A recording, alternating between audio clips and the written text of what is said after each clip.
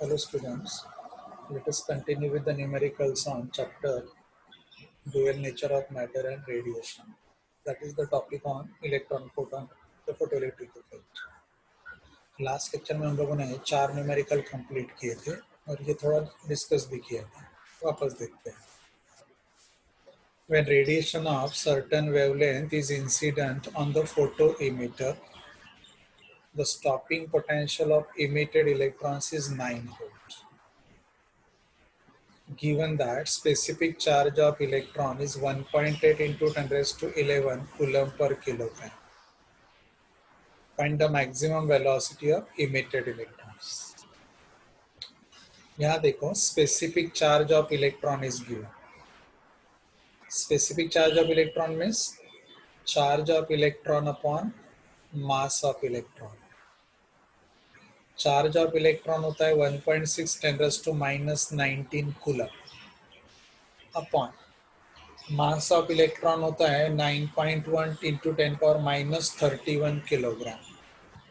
Solve करोगे तो approximate value ये आएगा 1.8 इंटू 10⁻11 कूलम पर किलोग्राम. तो ये स्पेसिफिक चार्ज है. अभी उन्होंने स्टॉपिंग पोटेंशियल अगर प्रोवाइड किया है 9 वोल्ट, तो स्टॉपिंग पोटेंशियल एनर्जी रहेगा 9 इलेक्ट्रॉन वोल्ट. स्टॉपिंग पोटेंशियल अगर 9 वोल्ट है तो एनर्जी के लिए क्या करना पड़ता है, खाली इलेक्ट्रॉन चार्ज से मल्टीप्लाई करना पड़ता है. तो एनर्जी कितना रहेगा 9 इलेक्ट्रॉन वोल्ट, मतलब 9 इंटू 1.6 इंटू 10⁻19 ये स्टॉपिंग पोटेंशियल एनर्जी रहेगा. चलेगा 14.4 इंटू 10⁻19. दूसरी बात, उन्होंने अगर स्टॉपिंग पोटेंशियल दिया है तो stopping potential energy 9 electron volt हो गया.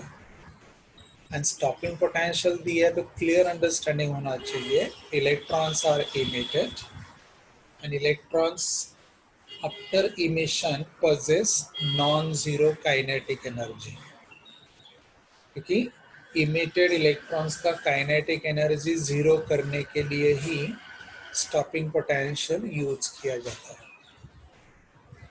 तो अगर 9 वोल्ट स्टॉपिंग पोटेंशियल है तो 9 इलेक्ट्रॉन वोल्ट ये स्टॉपिंग पोटेंशियल एनर्जी हो गया.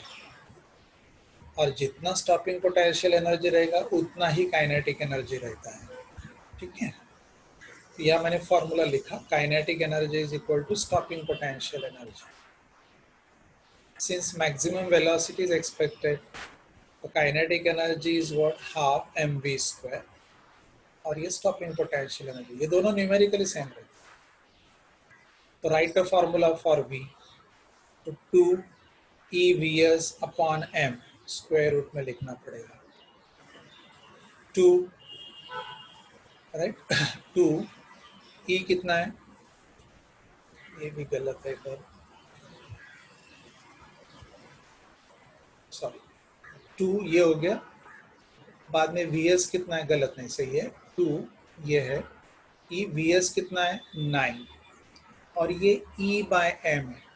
E बाय m है, मुझे लगा E 1.6 लेना चाहिए लेकिन गलत, ये E बाय m सब्सटीट्यूट किया है. सो 2 E bye m is 1.8 into 10⁻11 into Vs is what 9. तो ये हो गया 9 इंटू 118. मैं इसको भी एक डेसिमल दे दिया तो ये भी हो गया 18 और 10 पावर हो गया 10. तो 18 स्क्वायर रूट हो जाएगा 18 और ये हो जाएगा 10 पावर 5. तो 18 इंटू 10 पावर 5 ये हो गया स्क्वायर रूट. तो 1.8 इंटू 10⁻6 मीटर पर सेकेंड ये हो गया velocity with which electrons are otherwise emitted. ठीक है, नेक्स्ट वन सिंपल न्यूमेरिकल है, आप वापस प्रैक्टिस करो.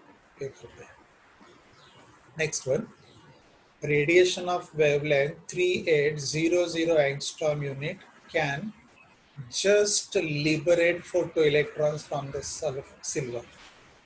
Just liberate का मतलब 3800, this is the wavelength that just causes the emission. तो 3800 ये हो गया threshold wavelength denoted by lambda 0. ठीक है। तो इमिशन तभी होगा जब इंसिडेंट वेवलेंथ 3800 या 3800 से कम होगा, अदरवाइज ना। तो ये हो गया थ्रेशोल्ड वेवलेंथ, ये वर्ड यूज किया ना, जस्ट मतलब emitted with zero kinetic energy. Determine the maximum energy of emitted electrons when radiation of wavelength 2600 angstrom unit falls on silver surface। ये देखो, ये इंसिडेंट वेवलेंथ है 2600, ये थ्रेशोल्ड से कम है।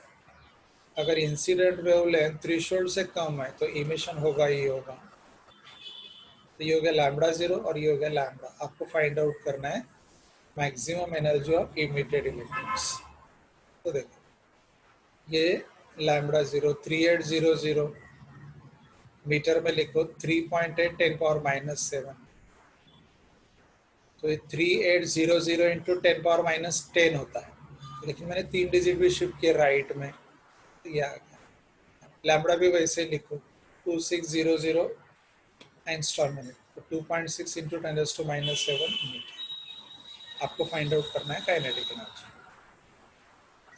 तो आइंस्टाइन इक्वेशन क्या है, h nu zero, sorry h nu, यह है energy of incident light.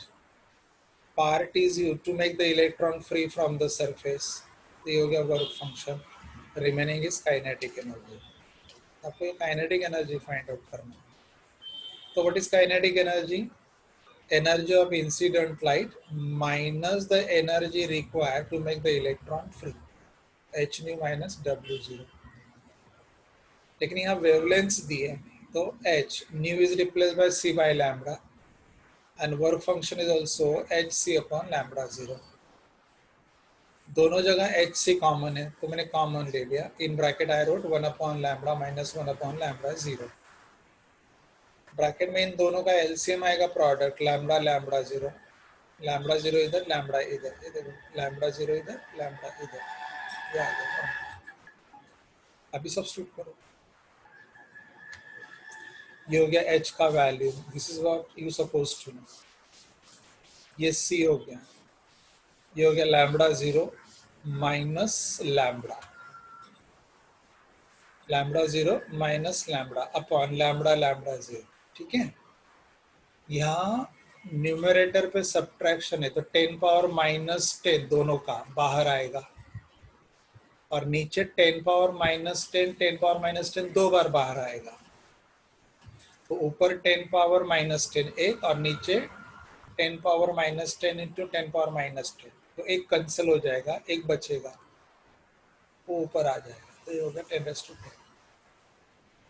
6.63 into 3, ये हो गया 19.89, और ये हो गया 10 पावर माइनस 16, 10 पावर माइनस 16 हो गया। कैसे देखो, ये 10 और ये 8 16, 16 इसमें से सब ट्रैक करो, सॉरी 18 सब ट्रैक करो तो 16 आ जाएगा। ठीक है, 8 और 8 10, 18 हो गया, 18 सब ट्रैक कर लो, माइनस 16 आएगा।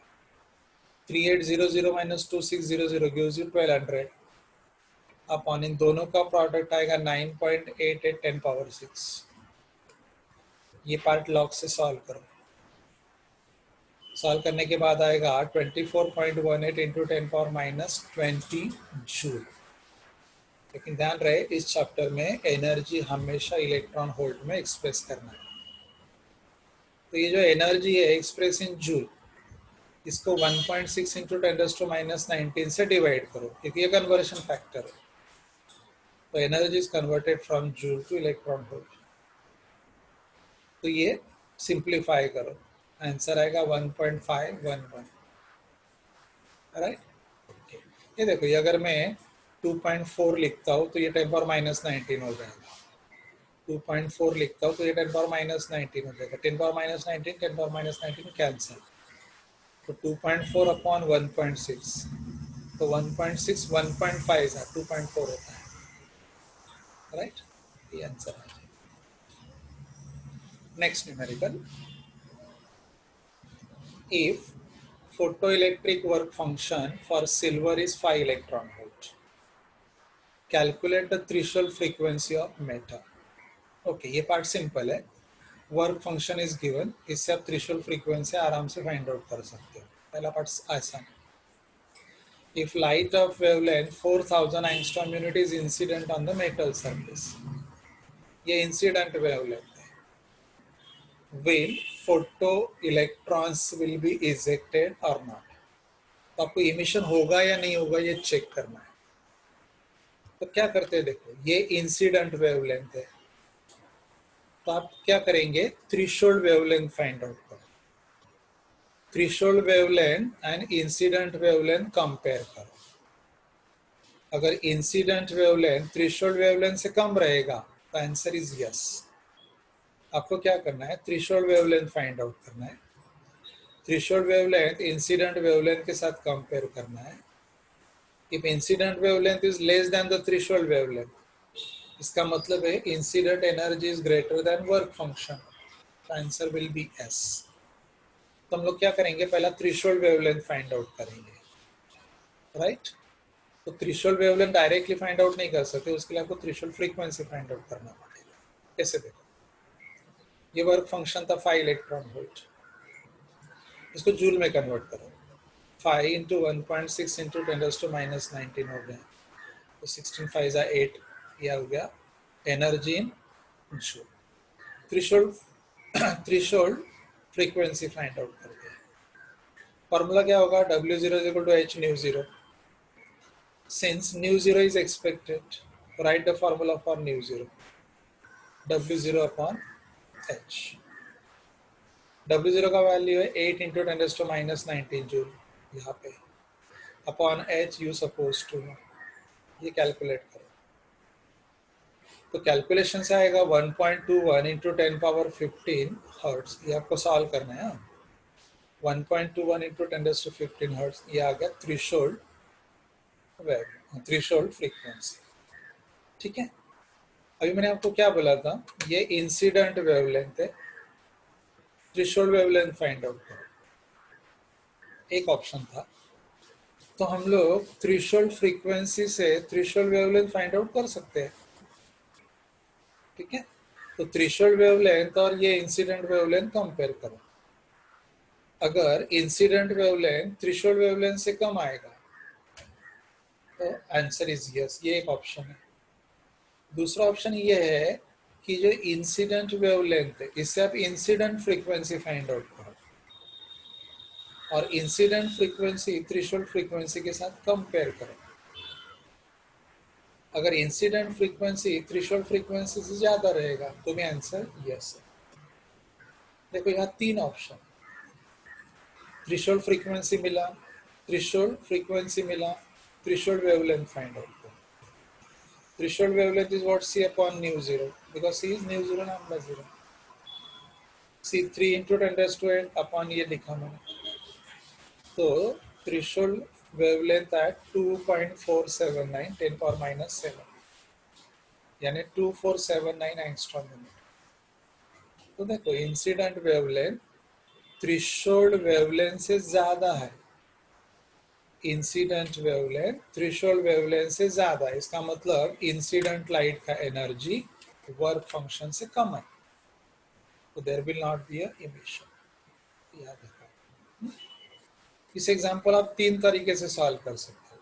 कैसे, देखो थ्रेशोल्ड फ्रीक्वेंसी फाइंड आउट किया, यहां से इंसिडेंट फ्रीक्वेंसी फाइंड आउट करो, nu is equal to C upon lambda. Incident frequency और थ्रेशोल्ड फ्रीक्वेंसी कंपेयर करो, इमिशन होगा या नहीं होगा, आंसर आ जाएगा।